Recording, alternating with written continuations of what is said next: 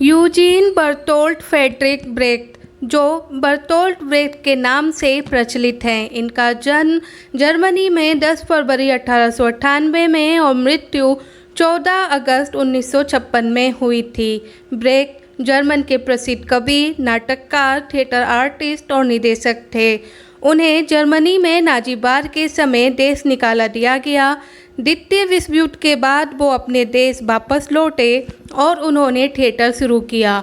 उनकी कविताएं पढ़ते हुए ऐसा लगता है जैसे उन्होंने हमारे देश के वर्तमान हालातों को देखकर लिखा हो। मैं उनकी कुछ कविताएं आपके सामने पढ़ने जा रही हूँ। उनकी कविता है, ये मुमकिन है कि हमारे देश में सब कुछ वैसा नहीं है जैसा कि होना चाहिए था, लेकिन इसमें कोई शक नहीं कि प्रचार ठीक ठाक चल रहा है। यहाँ तक कि भूखों को भी मानना पड़ेगा कि खाद्य मंत्री बड़ा अच्छा भाषण देता है।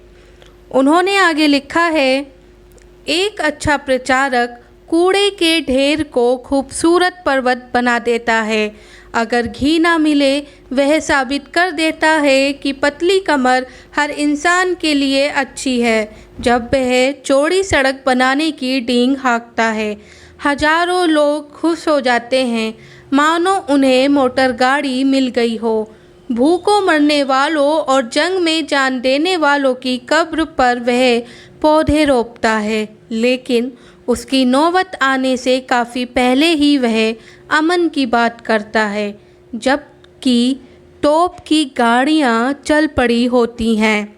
वे आगे लिखते हैं, कायदे के प्रचार से ही ये मुमकिन था कि करोड़ों लोगों को यकीन हो गया कि सेना का निर्माण शांति के किले का निर्माण है और हर नया टैंक एक शांति कपोत है और सेना का हर नया दस्ता एक सबूत है अमन से प्यार का। उन्होंने लिखा, बहरहाल अच्छे भाषण से भले ही बहुत कुछ मिले, सब कुछ तो नहीं मिलता।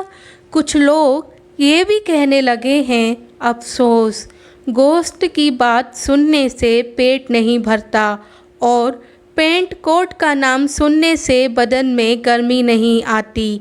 जब योजना मंत्री नए शानदार लिबास के कसीदे गढ़ता है, पानी नहीं बरसना चाहिए, वरना श्रोताओं के फटे कपड़े भीगकर तार तार हो जाएंगे। वे लिखते हैं, सरकार ने जब सिर्फ एक दिन में 1000 लोगों को मौत के घाट उतारा, ना कोई जांच, ना अदालत का फैसला।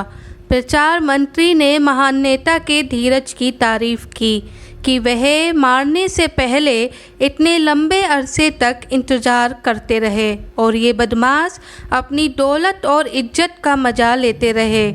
क्या गजब का भाषण था कि सिर्फ मरने वालों के रिश्तेदार ही नहीं बल्कि कसाई खुद भी रो पड़े थे।